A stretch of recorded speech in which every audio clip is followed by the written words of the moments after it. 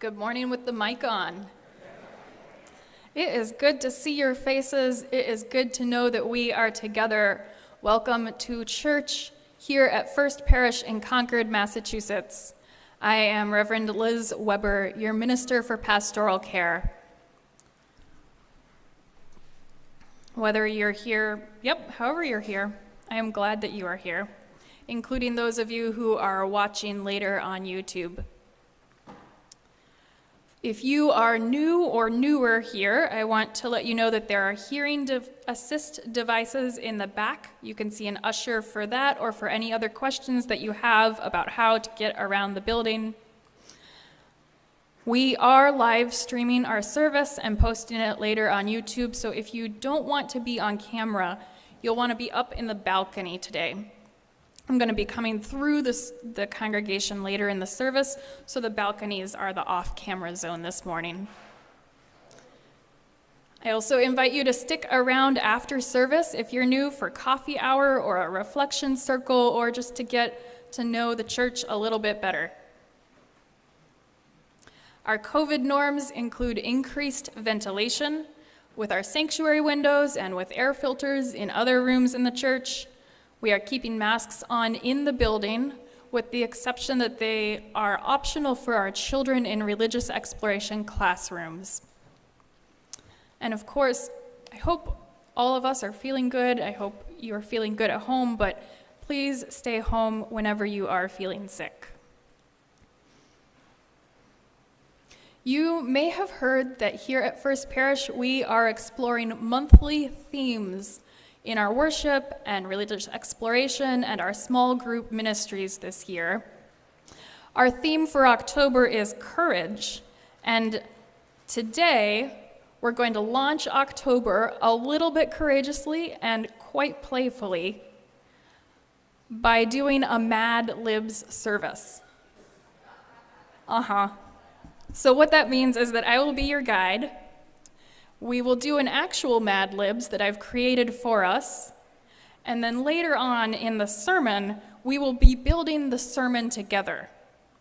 We will broadly explore the theme of courage as we start the month, and then between my ideas and your stories, we will come up together with a Mad Libs style sermon on courage. If you are in the balcony and you think you're going to want to be able to share stories or thoughts, come on down to the floor. If you're at home, I'll invite you to share in the chat.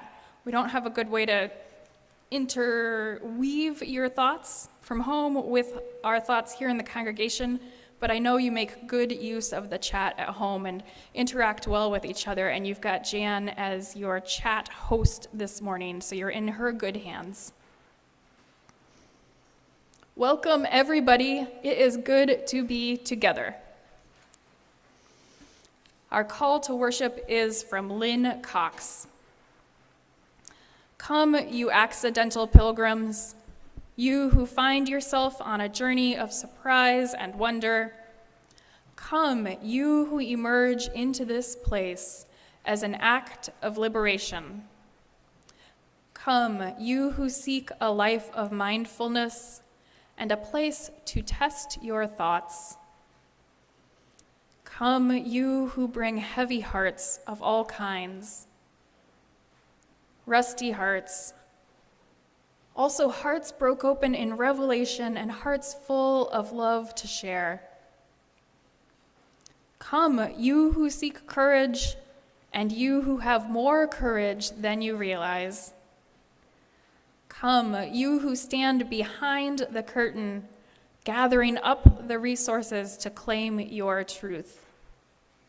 Come, you who have been in a bubble, you who are poised for transformation. Come, let us worship together.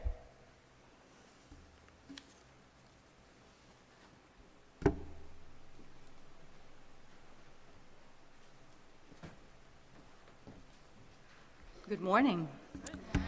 Our chalice lighting this morning comes to us from Albert Schweitzer. It's printed in the back of our hymnal. He was a Nobel Prize winner, doctor, and humanitarian. At times, our own light goes out and is rekindled by a spark from another person. Each of us has cause to think with deep gratitude of those who have lighted the flame within us. Let us join together in the chalice lighting response. O flame of our faith, open our bodies and souls. Can you do it? Thank you. You can lead. I know you know it. Go ahead. Let's do it together, shall we? O flame of our faith, open our hearts and fill our bodies and souls with persistent strength. Engage us deeply in this life of ours, this sacred, essential moment now. Go team, way to live courageously.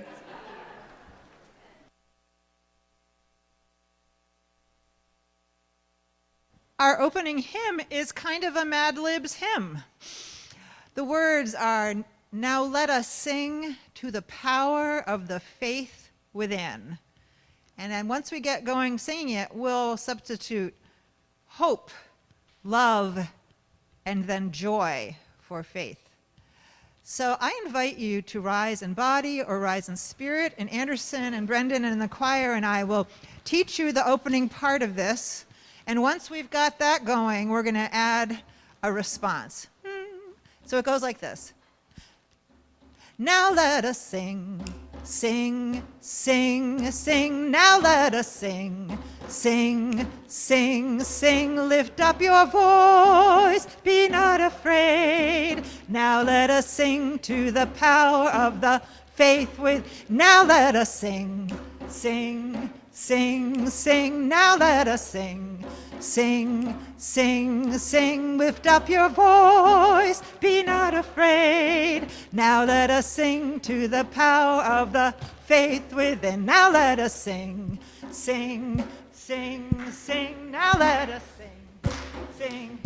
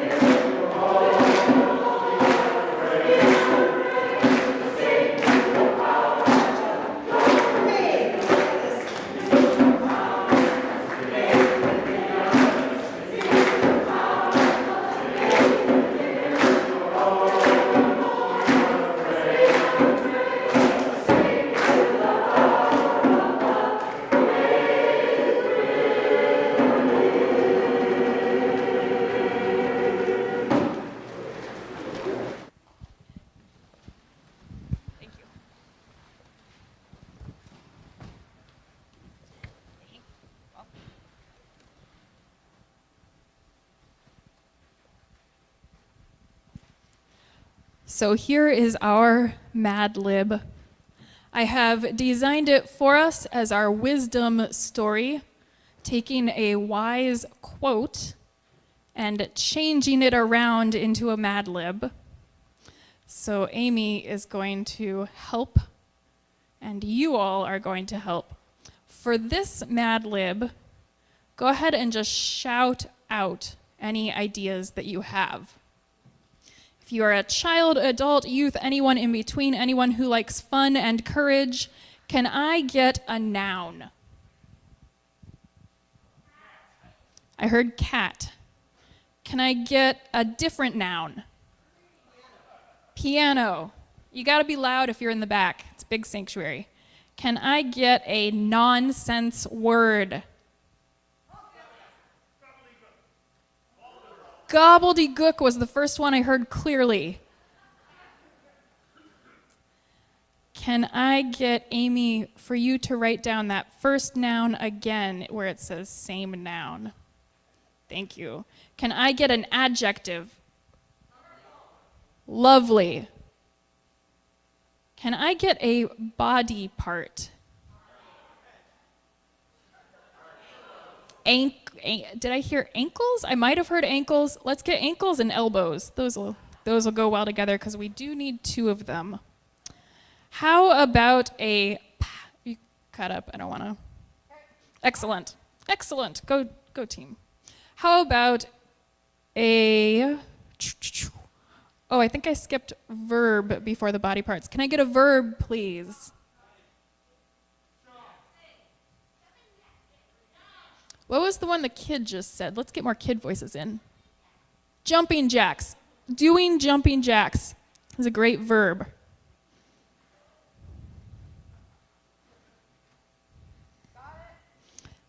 Can you move that to past tense verb? I think it'll go a little bit better, make a little more nonsense sense. Thank you. Yeah, did jumping jacks, having done jumping jacks, either one of those would work. Jumping jacked. Let's go with jumping jacked. Can I get another verb, please? Run. And I heard another kid voice, so I'm going to invite you specifically. The next thing we need is, we need an adjective.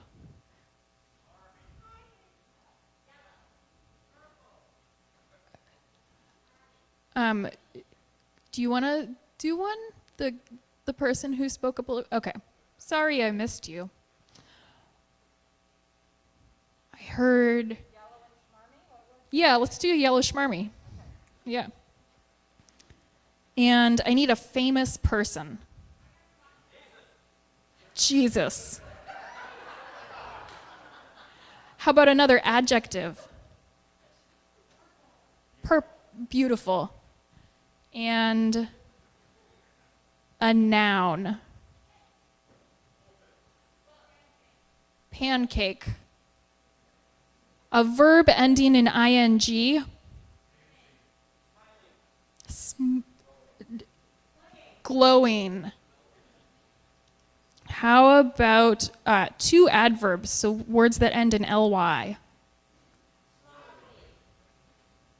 Oh, you gotta space each other out a little more. Did someone say slowly and, was that hopefully? Great, slowly and hopefully. Nouns. I need two more nouns, and then I think we've... Pig. How about one more noun? Waffle. Good, that goes well with pancake. All right. Thank you.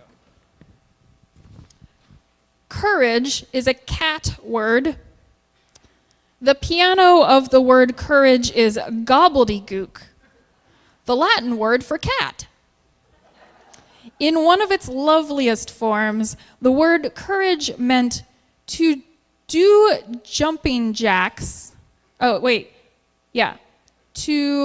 do jumping jacks with one's ankles by running all of one's elbows. Over time, this definition has jumping jacked, and today we typically associate the courage with yellow and schmarmy deeds. But in Jesus' opinion, this definition fails to recognize the beautiful pancake and the level of glowing, required for us to actually speak slowly and hopefully about pig and waffle.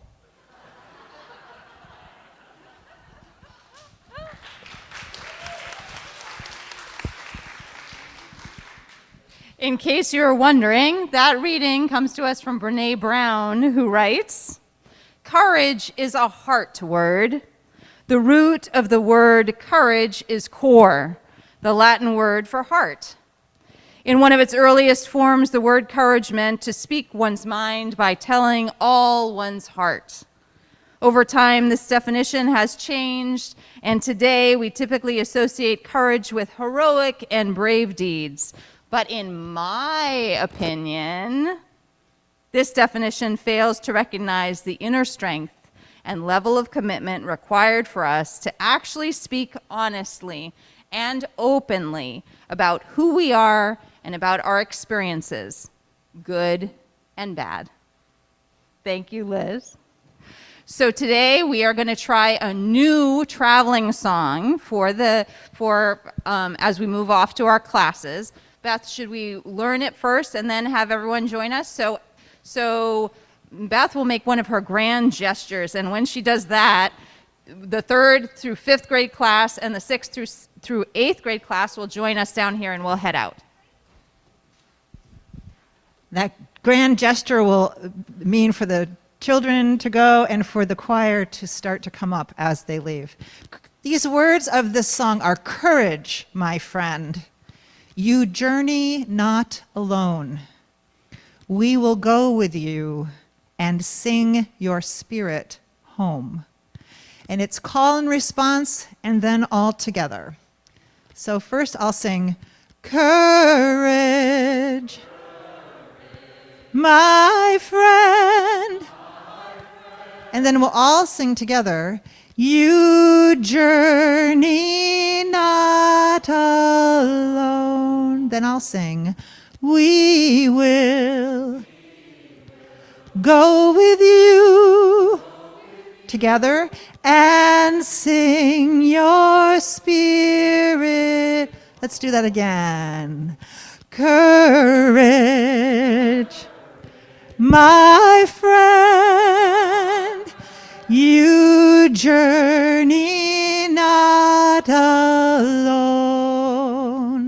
We will go with you and sing your spirit. Children can go. Keep singing. Courage, my friend.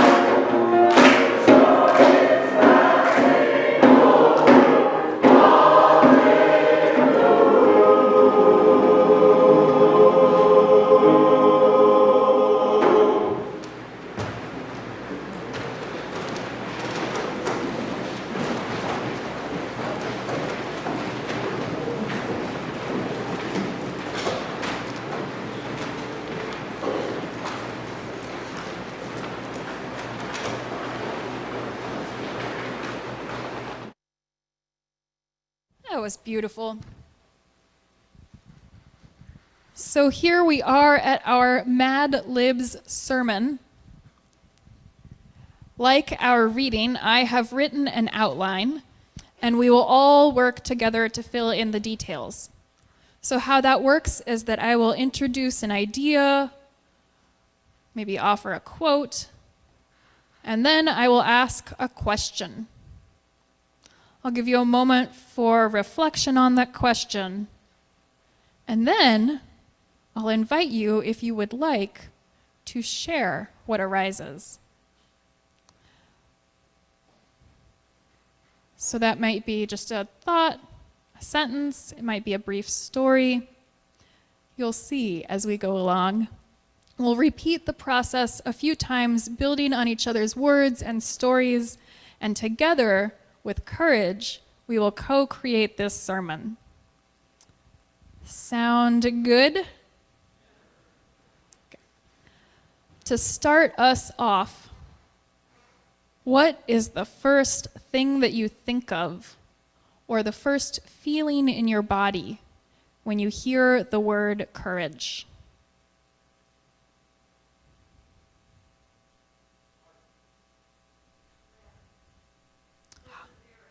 Heart, breath, perseverance,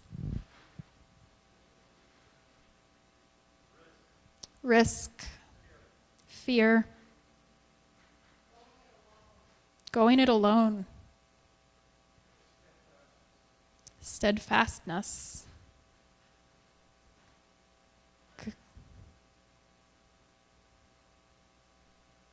I heard a couple more that I didn't catch, but I'm going to trust that your neighbors caught it, and that's part of the fun of a Mad Libs sermon. So many people say that courage means being afraid and doing it anyway.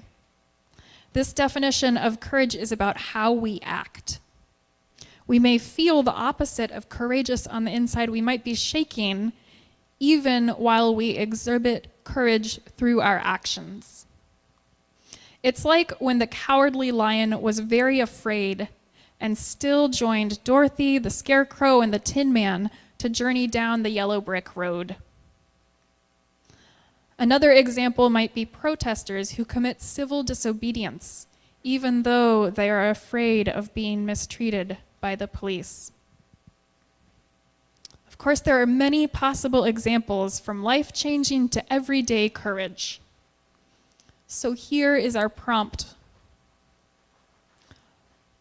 And this time, I'll offer these, you get 2 questions per prompt. So I'll offer the questions, invite us to sit for a moment of reflection, and then if you would like to share a little story, I'll ask you to raise your hand and I'll bring the mic to you.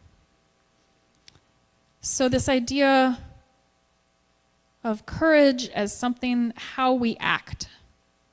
When was a time when you felt afraid and did something anyway? What was this experience like before, during, and afterwards?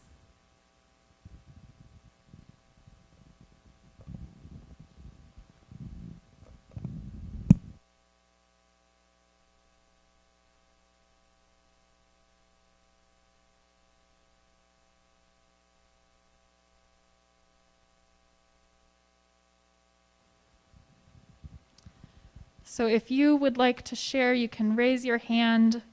I will bring the mic to you. And let's see if we can keep masks on, since we hadn't, I know y'all didn't necessarily plan to be next to neighbors who might unmask. So let's try that out and see how it works. Who has an experience of when you were afraid and did something anyway that you would like to share?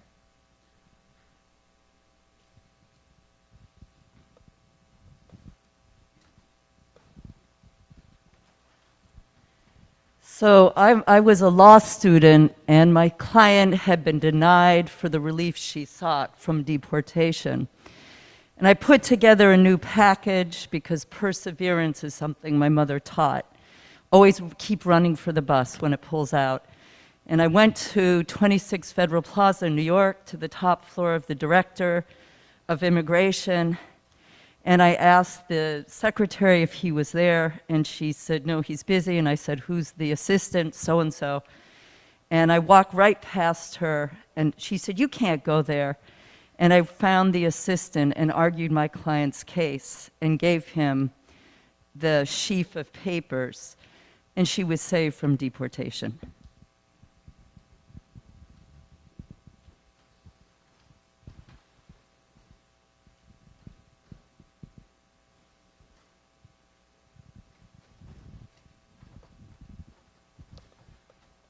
The 10th step in 12-step program says, in part, when we were wrong, promptly admitted it. And for 30 years, I've tried to practice this lesson. And before I admit that I'm wrong, I feel fear and resentment and anger and pride. And after I admit that I'm wrong, I feel relief. I feel like all the weight of resentment and self-seeking and pride and all that is gone. And there's another key word in there, which is promptly. Don't wait a year to admit that you're wrong. Yeah. Some 30 years ago, when I was superintendent of Minuteman National Park, a Major General from Washington came to visit me and said, you'll be pleased to know that the Army Reserve has decided to make a copy of the Minuteman statue and put it on their headquarters in Washington, D.C. My first reaction was panic, because I knew there's no way we were going to let anybody touch that statue to make a copy or anything else. And I told him, I said, this is not going to work.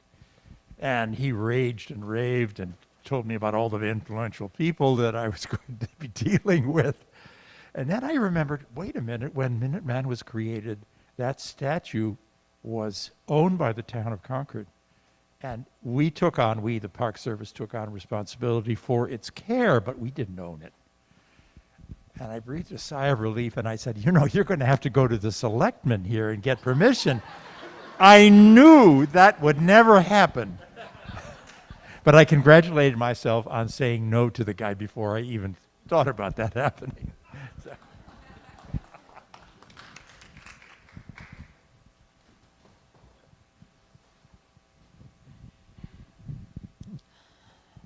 From those examples, we move to what enables us to take action. We learned in our wisdom story, Mad Lib, the word courage comes from the Latin gobbledygook, also known as core, meaning heart. Courage originally meant to fully inhabit our core, C-O-R-E, the heart of who we are. Poet Mark Nepo reflects, this is a striking concept. Living from the center is what enables us to face whatever life has to offer. To live courageously is to find our way to our core and then sustain the practice of living from our core, to live out our courage. So our prompts, and again, I'll offer them. We'll take a moment of reflection and then invite sharing. What is core to you? What are the most important parts of who you are? When was a time when you were able to act courageously because you were connected to your core?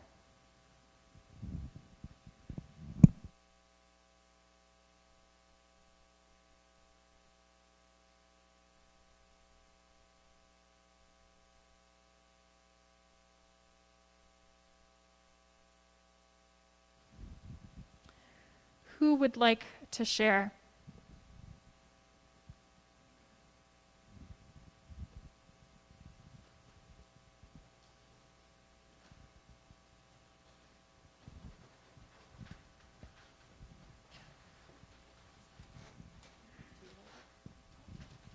I'm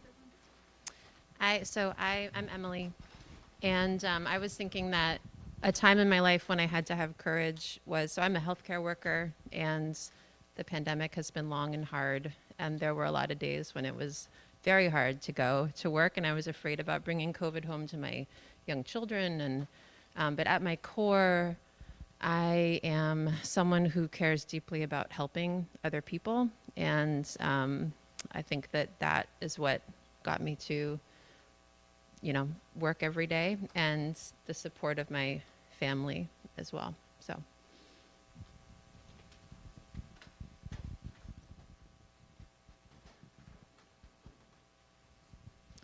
Who else would like to share what is core to you? Or a time when being able to be connected from your core enabled you to live courageously?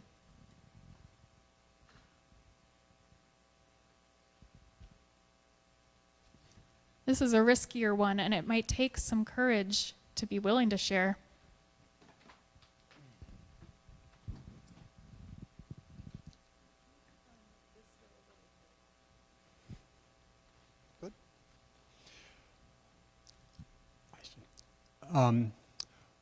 I also want to say, many times I don't live courageously, so it's sort of hard to step out in front of a group and talk about the time. Yes, I did, because I'm aware of so many times I did not.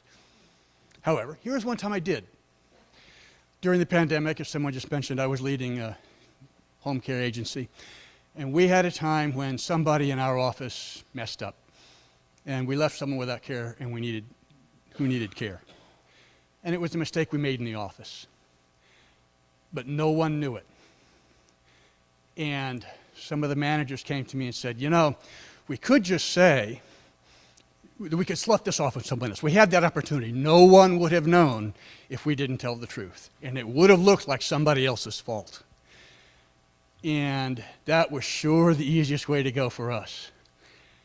And I thought about it not long, and I said, guys, we'll know.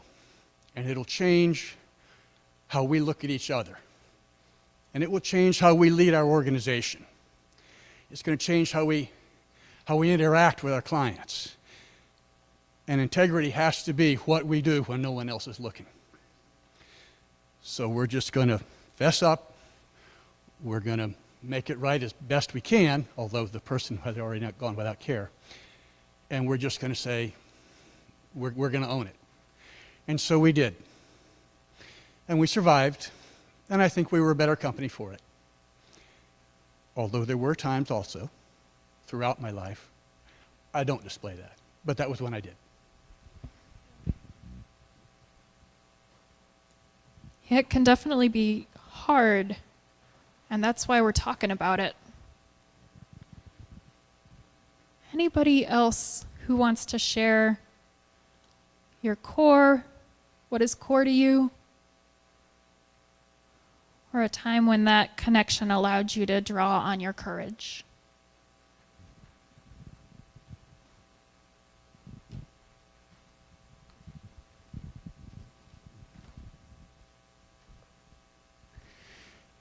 I'm an amateur historian, and I can tell you Concord's story historically is deeply biased and wrong. So I've been spending the last 4 or 5 years researching what really the story should be. And so when the League of Women's Voters asked me to sit with 2 very distinguished historians who spent their life telling that old story, it was fairly scary since I have enormous respect for both of those panelists. So we did it on Thursday night, and I'm delighted to say both of them were willing to accept what I had to bring to the story, and we started shifting the way we tell the story. And that gave me enormous strength. But I was so nervous that they would stand up. Bob Gross, who I have enormous respect for, would come right after me and say, Jim got it wrong. But instead he said, Jim got it right.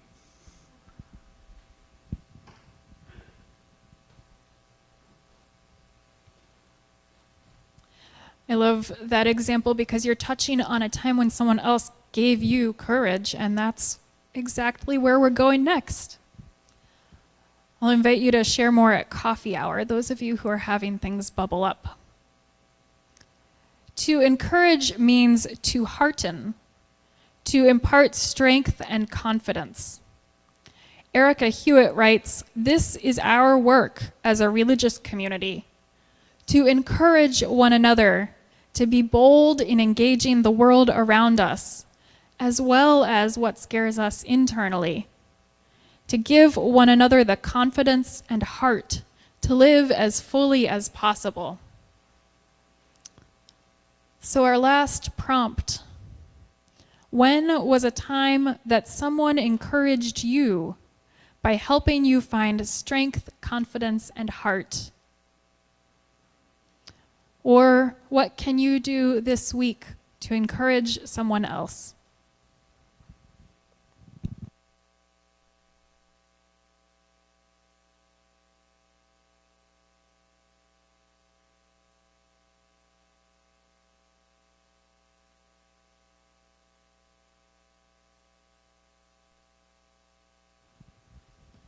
And who would like to share now?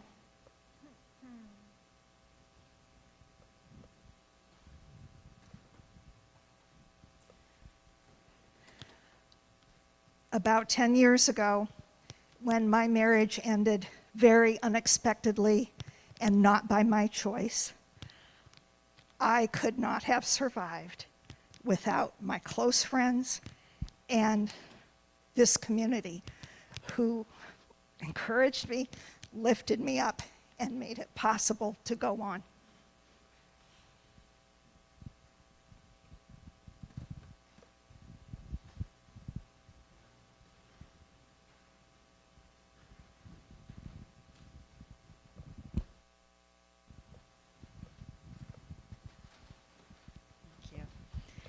When I was the coming of age leader, maybe about 10 years ago, we were on the retreat up to Camp Dakota in New Hampshire.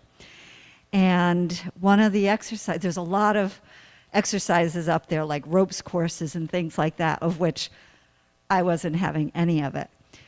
There was one activity, which is the giant swing, where you get raised up on a rope and you have to pull on the clasp, and all of a sudden it drops you down and you swing. Terrifying, I thought, and it was. Well, all the kids were doing it, all of our coming of age kids, and one boy in particular kept saying to me, "Susie, you have to try this, you really do. Come on, you can do it, we know you can do it, we're gonna root for you." And he convinced me to do it, which was amazing. He'll always be in my heart for that. And I did it, and it was just the encouragement of one of the students, and they were much more brave than I was to go at it, but they helped me to overcome that fear, and it ended up being pretty fun, but I don't think I'll ever do it again.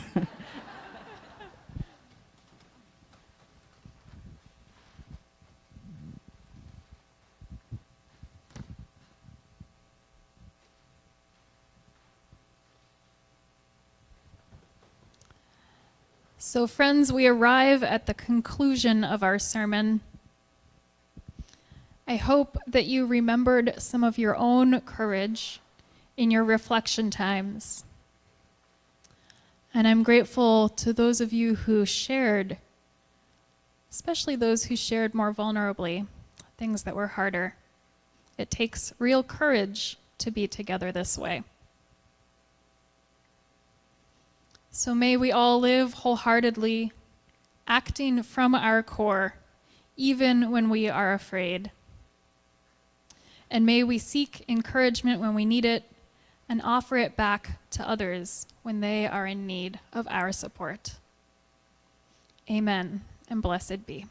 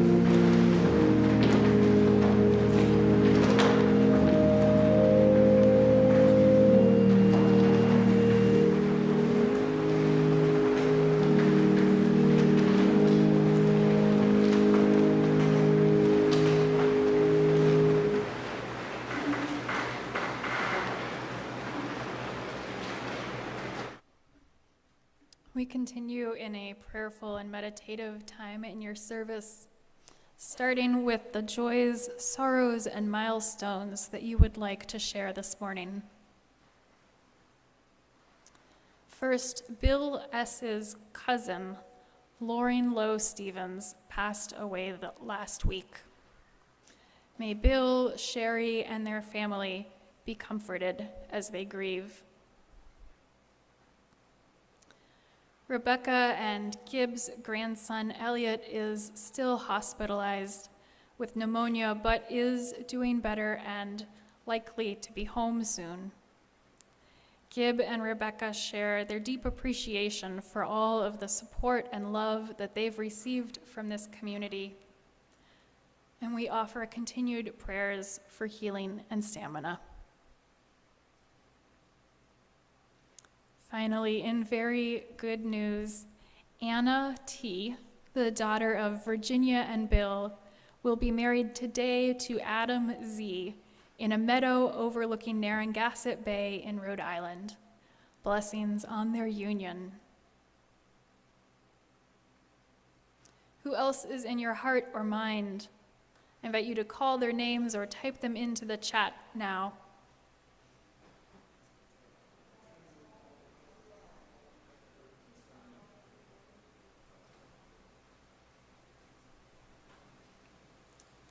Let us sing together.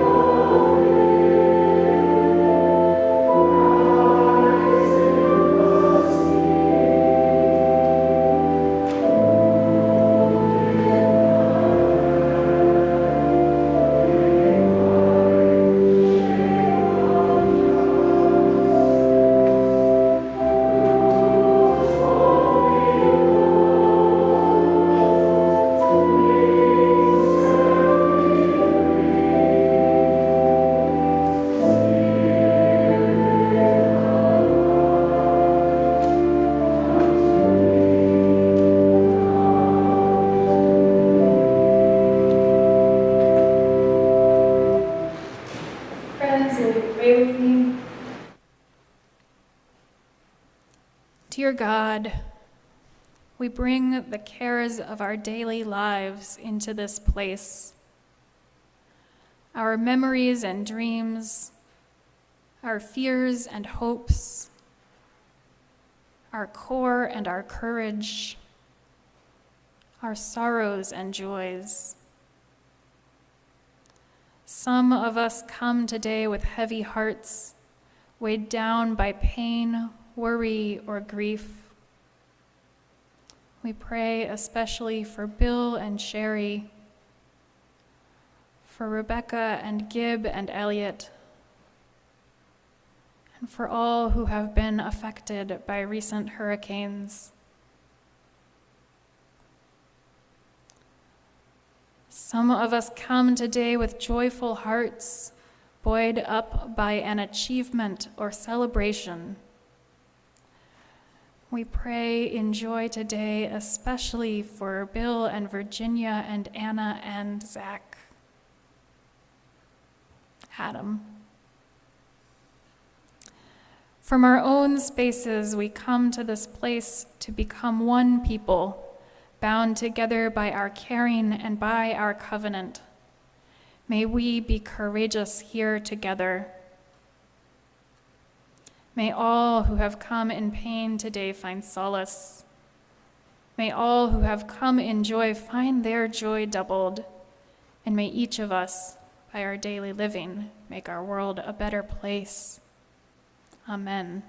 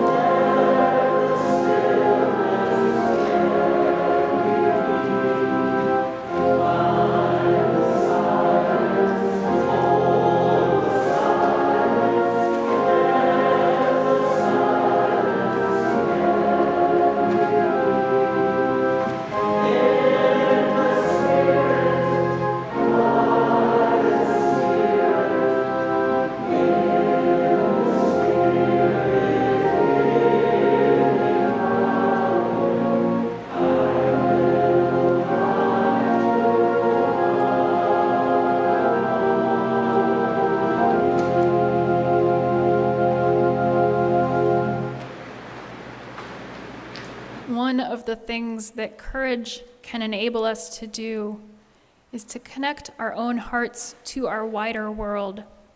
We practice that with our social action candle each week.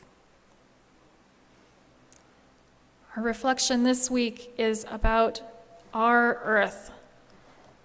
2 hurricanes having hit the United States and nearby nations in recent weeks, with Fiona and Ian's impact on Puerto Rico being especially awful and wreaking havoc, dismantling much of the rebuilding progress that has been made in the 5 years since Maria.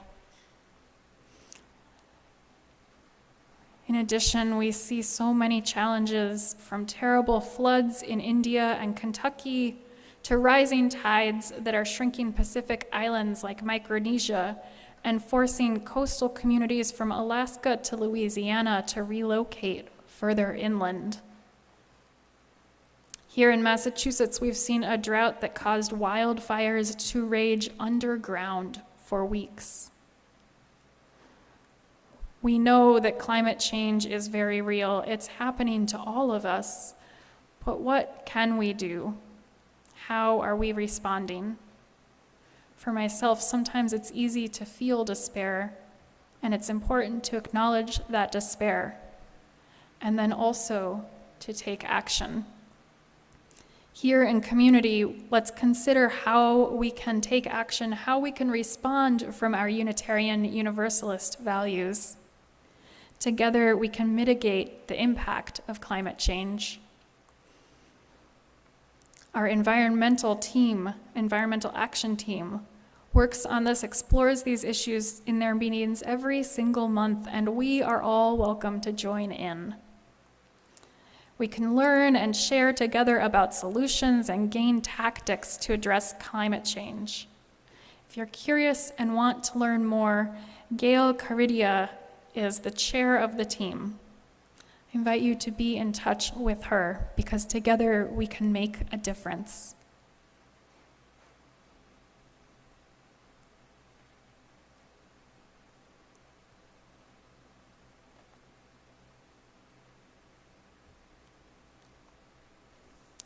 Each week, we gratefully collect an offering for the good work of both First Parish and an organization beyond our walls, sharing the plate 50-50.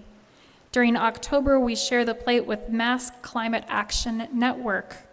MCAN is a statewide network of climate action groups advocating for effective education, action, and legislation at both state and local levels. I appreciate your generosity and will gratefully accept the offering now.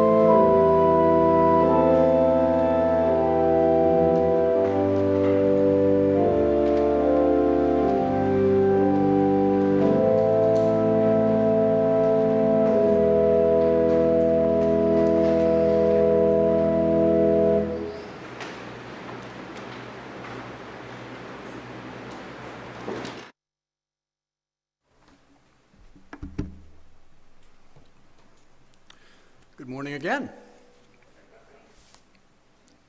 Haven't quite worked this out yet. My name is Jim Reynolds, and I'm speaking now on behalf of the church's governing body, the Standing Committee.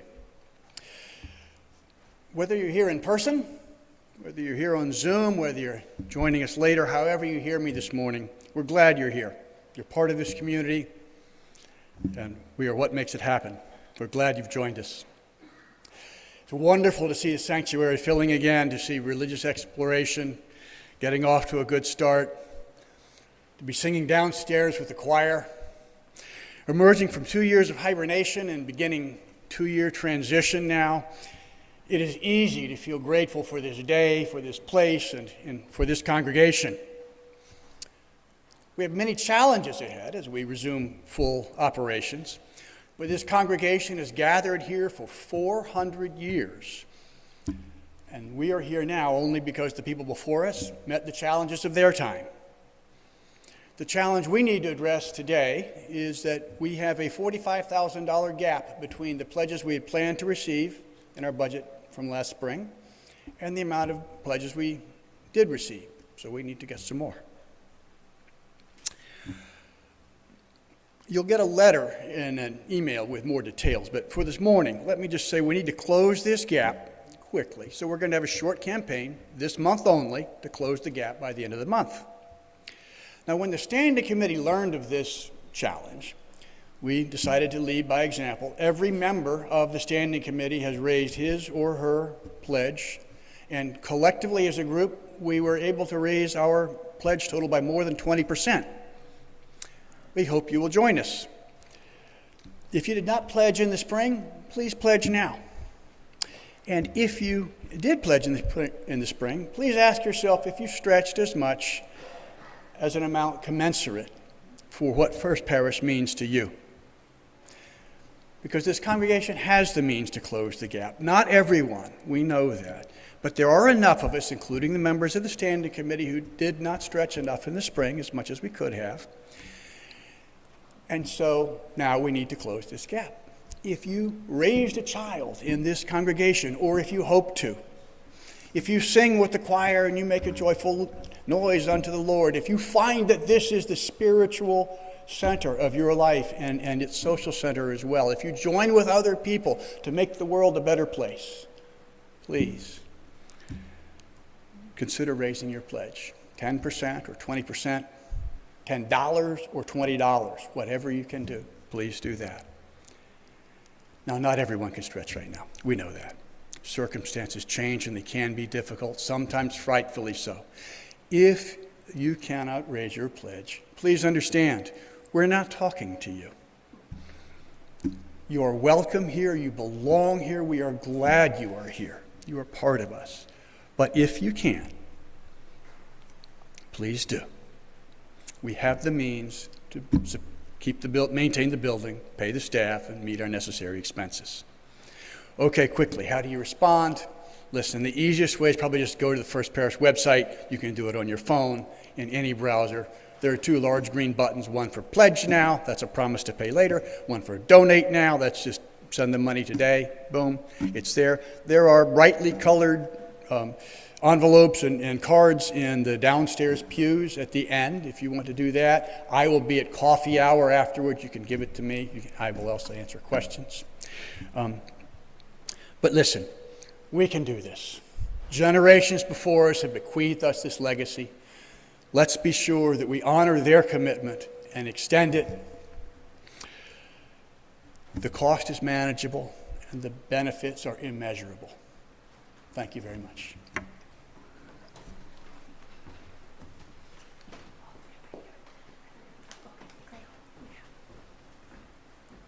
Thank you, Jim.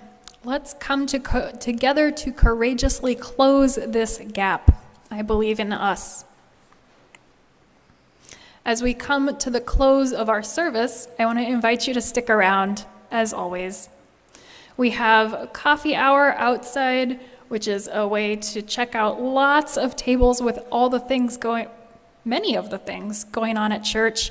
And then, of course, you can check FP Weekly, our Friday newsletter, for even more things going on at church. If you would prefer a smaller, more intimate conversation, the worship sharing circle will meet like back by the sycamore tree or online, and the link will be posted in a minute. This week, there's lots going on. I want to highlight just a few of the things.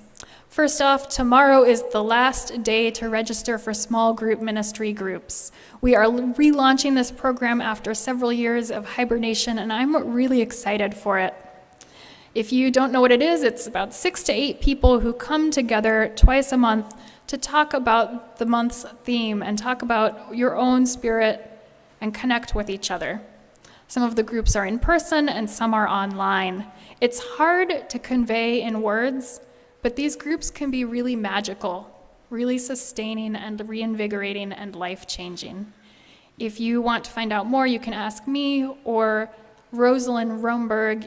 Are you here? Yep, who's right back there in the teal shirt, is our registrar, so she can absolutely help you out with everything you need. Jumping from tomorrow to next weekend, just come to church forever next weekend. On Saturday is the Artisans Fair, which had been postponed due to rain, and then Sunday we have our service, and Sunday after service, our interim senior minister, Reverend Seth Carrier-Ladd, is offering a Q&A session so that you can get to know him a bit better, learn more about what these 2 years of interim ministry mean, and I don't know, whatever else you want to ask him. Seth, I hope you appreciate such an open-ended invitation. Finally, I want to let you know that our COVID team has been working hard, and so Heather Packard from our standing committee, we have an update to share with you.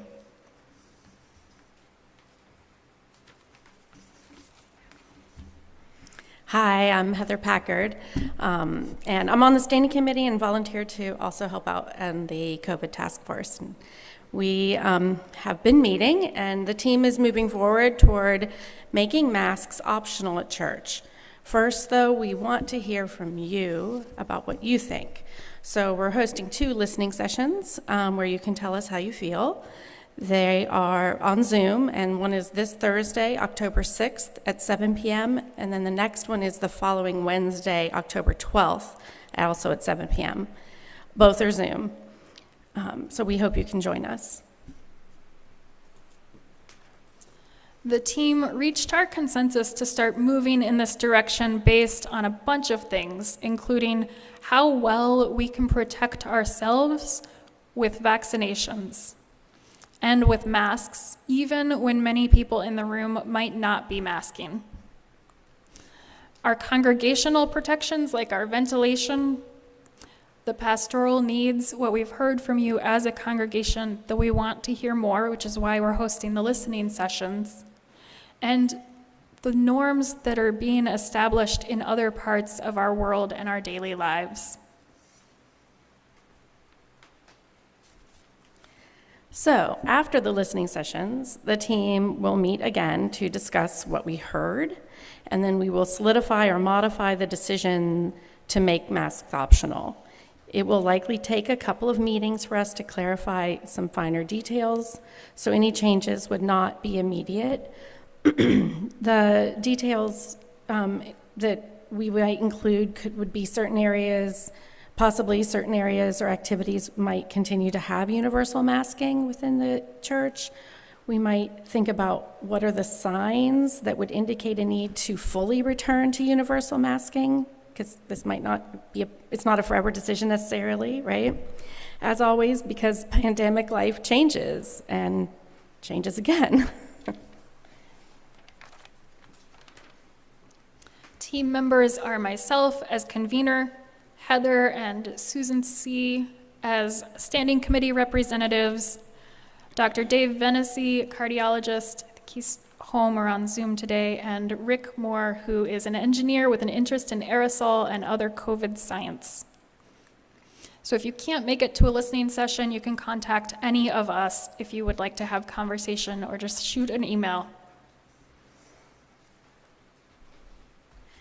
And again, the listening sessions are this Thursday, October 6th at 7 p.m., and then the following Wednesday, October 12th at 7 p.m. Thanks. Let's sing together. Our closing hymn is in your gray hymnal, number 115, God of Grace and God of Glory.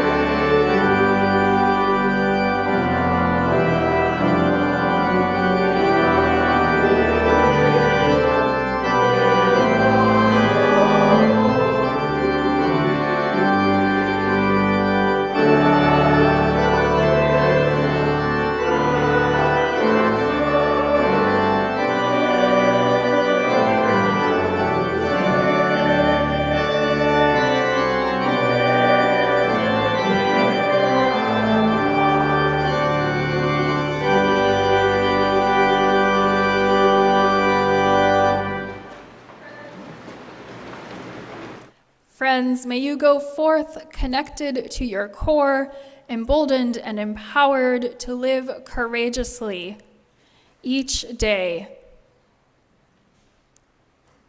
Let's say together our benediction, and let's turn and say it together, room to room. Go out into the world in peace. Have courage. Hold on to what is good. Return to no person evil for evil. Strengthen the faint-hearted.